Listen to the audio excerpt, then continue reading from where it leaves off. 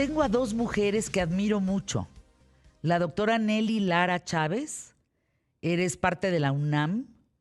De verdad, Nelly, te he escuchado varias veces, no solo en Grupo Imagen, y qué cantidad de datos y cultura tienes sobre ciencias políticas, sociales de la UNAM, centros de investigación y estudios de género. No, picudísima, Nelly. Gracias por estar aquí. Y Malka Nobrigot, internacionalista, una mujer que en un par de ocasiones el gobierno de Qatar, y Nelly, si me permites, doctora Lara, vamos con la respuesta de Malka.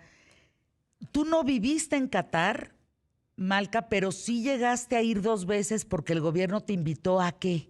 Cuéntanos. Así es, Fernanda. Fíjate que tuve la suerte que el gobierno de Qatar me invitara en 2 ocasiones a una conferencia muy interesante que se llama Enriqueciendo el Medio Oriente, en donde uno no se esperaría que invitaran a gente. Fui la única mexicana en las 2 ocasiones y la única mujer. Casi no había mujeres invitadas, pero se invitó a países que no se creería que tienen una relación con Qatar. Por ejemplo, muchos representantes de Israel estuvieron ahí y se trataba verdaderamente en un plano muy pacífico, muy al estilo de Qatar, de tratar de mediar y tratar de jugar a los dos lados y tratar de ser un país que tiene un rol central en la política y sobre todo la política del Medio Oriente.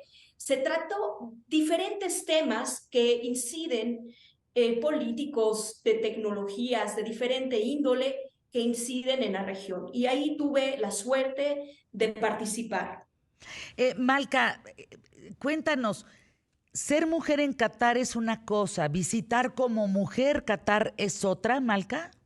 Sí, sí lo es, sí lo es. Ahora, antes de contestar esa pregunta, yo creo que es muy bueno enmarcarla dentro de el tipo de Islam que se vive en Qatar.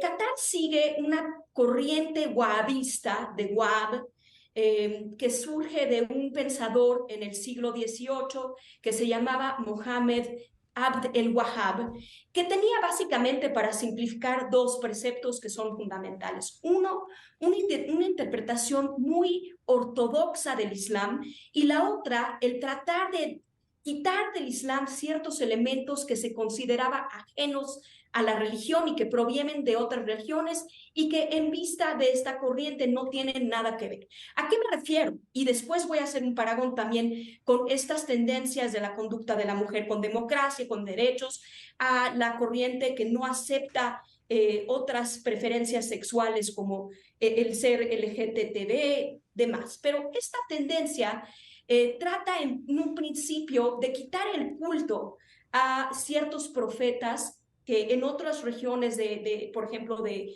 países musulmanes se hacía de visitas de estos profetas o imames que tenían mucha incidencia local en diferentes grupos. Entonces ellos dicen que eso no es permitido en el Islam y por lo pronto hacen que la mujer tenga, o sea, la mujer en Qatar tiene una especie de tutela por parte de los hombres. Se le considera una mujer débil, una mujer que necesita la tutela de los hombres y consiguientemente hacen una interpretación muy estricta de la Sharia, que la Sharia es la ley musulmana. Y Ujú. entonces, por ejemplo, la vestimenta, ¿no? La vestimenta típica de las mujeres en Qatar es la baya. La baya es esta ropa negra que tiene que cubrir todo el cuerpo, tiene que cubrir la boca y solo deja al descubierto los ojos. Para mí fue interesantísimo llegar porque Qatar era un pueblo pesquero, y también pescaban perlas. Entonces hay una parte en Doha, la capital, donde se ve los orígenes de la ciudad que ha quedado consumado en todos estos rascacielos. Pero ahí se ve cuál era la vestimenta tradicional, que se fusiona un poco las tradiciones locales con el Islam de esta índole muy ortodoxo. Y la vestimenta era una pieza de metal, así literal, en el calor, una pieza de metal que cubría la nariz y la boca de la mujer y solo dejaba descubierto con la valla negra Ujú. los ojos. Ahora, cuando digo que hay una interpretación muy estricta de los preceptos del Islam. El Islam dice que la mujer tiene que ser recatada y tiene que vestirse de una forma recatada. En ningún momento dice que tiene que vestirse de negro. Imagínense con una temperatura que llega No, bueno. hasta los 50 grados centígrados, con una valla negra, mientras los hombres están vestidos de blanco, impecablemente, eso sí. Entonces, la verdad es que la mujer tiene pocos derechos, muy pocos derechos. De hecho, para acceder al sistema de salud, ni Dios lo mande que sea violada o que tenga relaciones, porque se considera que la mujer que tiene relaciones fuera del matrimonio es la culpable y ha incitado a ese tipo de conductas, ¿no? Hay mucha violencia contra la mujer, pero se considera que es parte de la tutela y de no del castigo, pero del correctivo que los hombres tienen derecho a darle a una mujer. Pero todo esto parecería que lo ponen. A mí me llama mucho la atención en general los países árabes, pero sobre todo Qatar, por una razón, porque vemos esta modernidad y esta El proyección que han orden. querido dar, y a la vez lo que vemos no es. En ningún momento, es decir, yo siempre cuando iba, para contestar tu pregunta de qué sentí yo caminando por las calles, yo sigo siempre una vestimenta recatada cuando voy a los lugares musulmanes, Claro. trato de cubrirme, no se me ocurriría ponerme una minifalda ni No, no, no, shortcitos no. como en Dubái. En Dubái, por ejemplo, es muy interesante. En Dubái, en los Emiratos Árabes Unidos, ahí sí, ahí hay como que más diferenciación entre lo que es permitido para las mujeres musulmanas y lo que es permitido para una gran clase de extranjeros que Es viven en un Dubái. turismo, Pero sí. no es el caso de Qatar, ¿eh?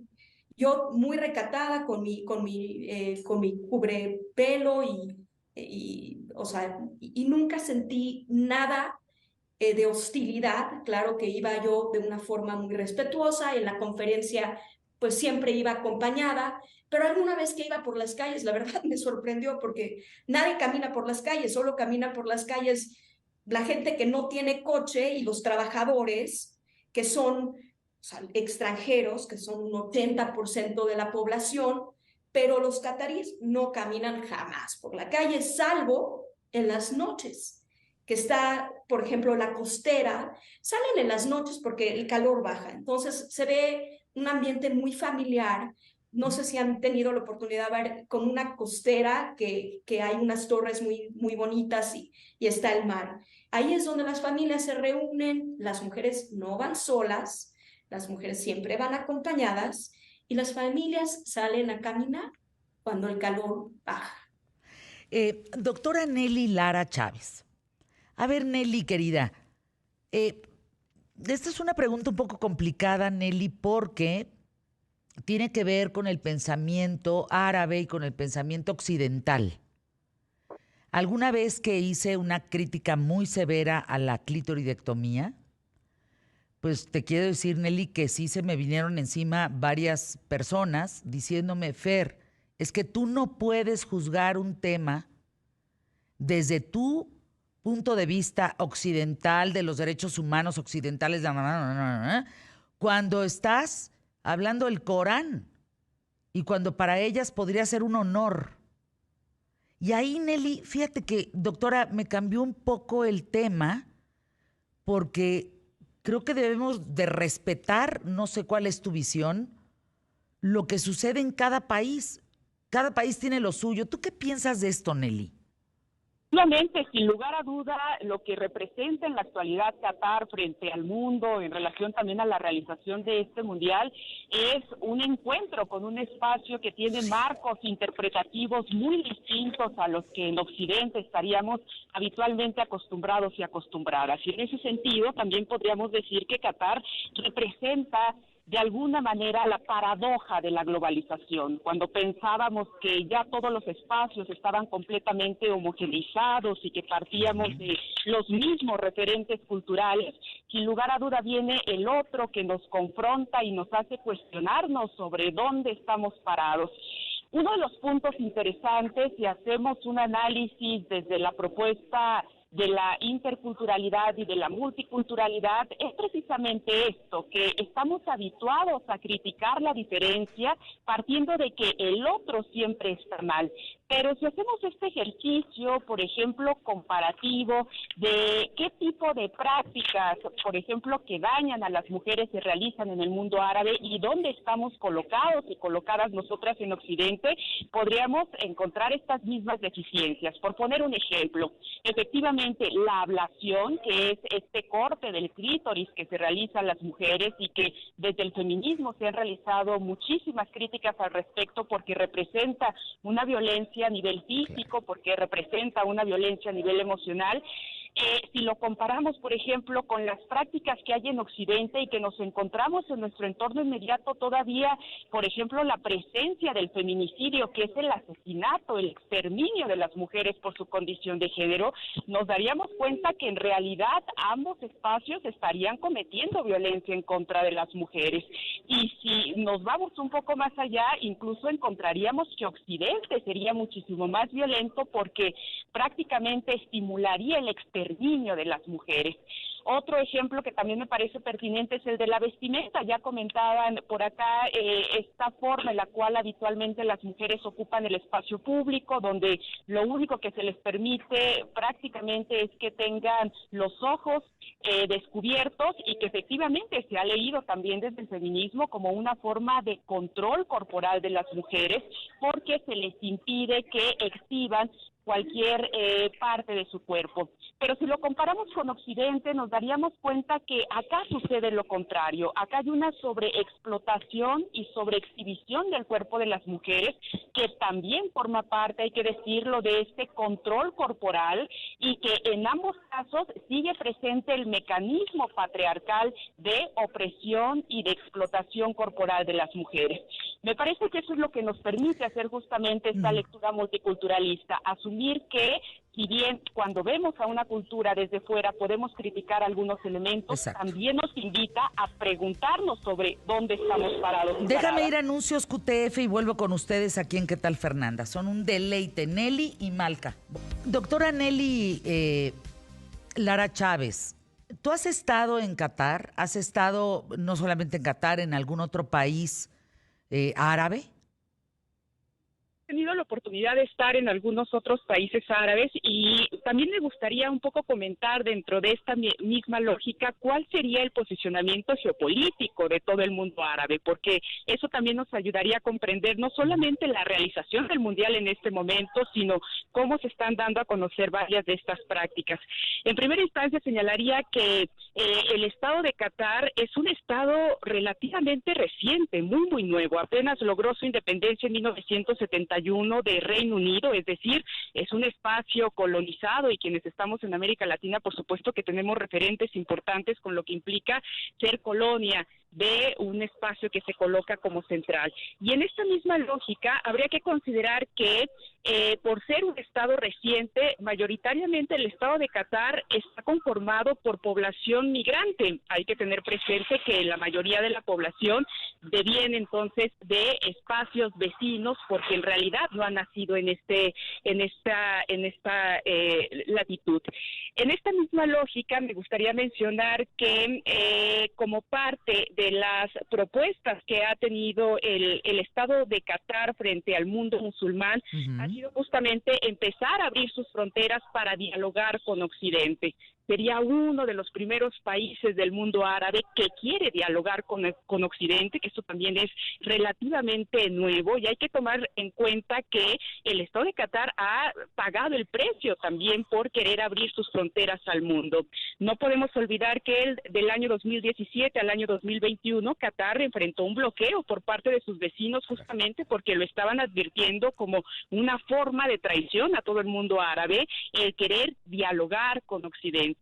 A partir del 2021, evidentemente, se transforman también las condiciones, regresa otra vez el diálogo con los vecinos y es en esta misma lógica que Qatar logra la realización de este mundial. Entonces, podríamos darnos cuenta que lo que representa Qatar para el mundo es la apertura del mundo árabe frente a Occidente. Nelly, ¿qué dirías de las mujeres hoy en Qatar? están deseosas de tener otros espacios, están deseosas de contar más socialmente, están deseosas de tener mayor preparación, o son mujeres que viven bien con lo que tienen, o son mujeres que viven felices con lo que tienen. Me parece muy interesante la pregunta porque efectivamente existe mucho prejuicio en relación a cómo han sido socializadas las mujeres en el mundo árabe. No podemos olvidar, por ejemplo, que desde hace muchos años ya existe un importante movimiento de feministas árabes, que son mujeres que ponen en diálogo su cultura frente a la apertura de los derechos como mujeres frente al mundo, y que dentro de esta misma sintonía son mujeres que efectivamente han generado una forma de liberación que plantea, por supuesto, una mayor educación académica, que plantea, por supuesto, un mayor activismo en los espacios públicos, la liberación del cuerpo en sus distintas expresiones. Es decir, no nos estamos encontrando tampoco con mujeres que necesariamente estén leyendo la parte tradicional o lo que deviene del Corán de una forma acrítica, sino que son mujeres que cada vez más regresan a estos documentos sagrados, los reinterpretan y hacen un diálogo muy interesante entre la construcción de sus libertades y el respeto, mantenimiento de algunos elementos de su cultura. De tal manera que son mujeres con agencia, mujeres que están transformando la cultura y mujeres que cada vez más se están apropiando también de los espacios públicos y de los espacios en los cuales pueden tener una mayor injerencia.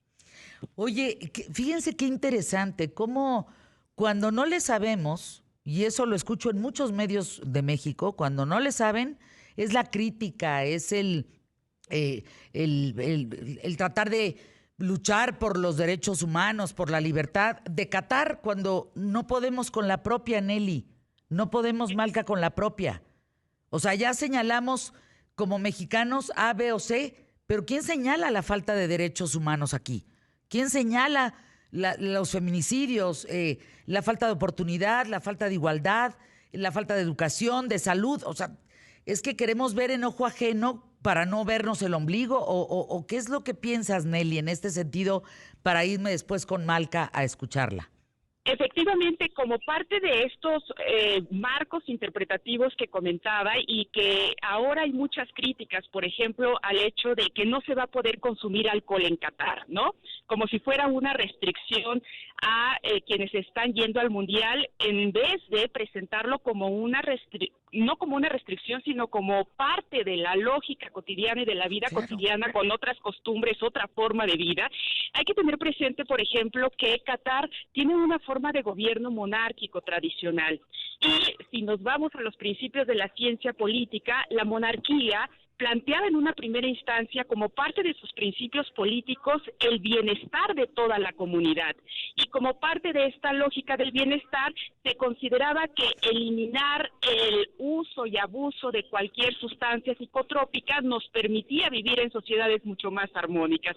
Por eso es que se empieza a prescindir de sustancias como el alcohol. Eso leído desde Occidente nos parece una gran limitante, pero si lo vemos desde qué beneficios tiene, por ejemplo, para el interior del estado de Qatar, el no tener mayores índices de personas que están consumiendo sustancias psicotrópicas en términos de salud, en términos de empleo, efectivamente nos llevaría a darnos cuenta que genera también ciertos beneficios, pero la lectura que nos llega a Occidente es una lectura de limitación. Ahora, Nelly, sí es cierto que tú no puedes tomarte una cerveza en el estadio, esa es la regla. Porque estamos como hechos para romper reglas, esa es la regla. Si puedes tomarte una cerveza en un restaurante, en un bar, acotado a ese establecimiento y a esa locación, pues. Pero en la calle no, en el estadio no.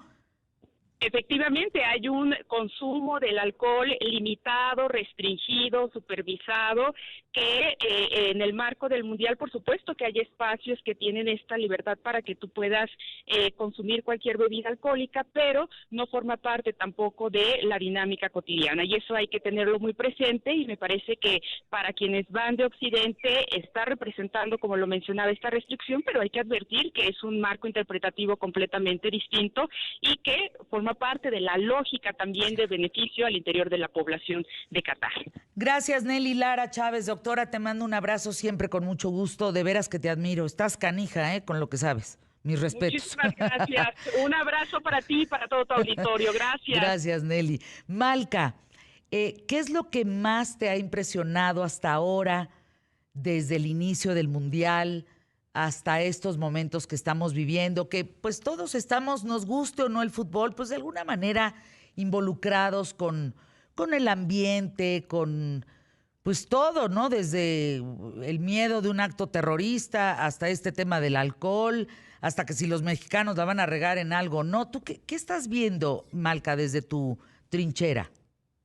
Fernanda, antes de contestar tu pregunta, nada más déjame puntualizar una pequeña cosa de lo que dijo Nelly. No es que Qatar se esté representando el mundo árabe contra lo internacional. Qatar tiene una agenda muy particular que le ha valido el descontento de sus vecinos. Y ese es lo siguiente: permitió por una parte en la guerra del Golfo las bases de Estados Unidos, pero o sea, lo que molestó a sus vecinos, y justamente lo que comentaba la doctora Nelly, es que habían como concretado ir juntos en política internacional. Esta concreción se vio manifestada en el Consejo de Cooperación del Golfo, que se fundó en 1981. ¿Y qué sucedió? Qatar, por una parte, sí quiere una apertura al occidente, pero por otra parte es muy cercano a Irán, lo cual molesta. Es el enemigo acérrimo de Arabia Saudita, es el enemigo acérrimo de Emiratos Árabes Unidos y de Bahrein, y por eso le hacen el bloqueo.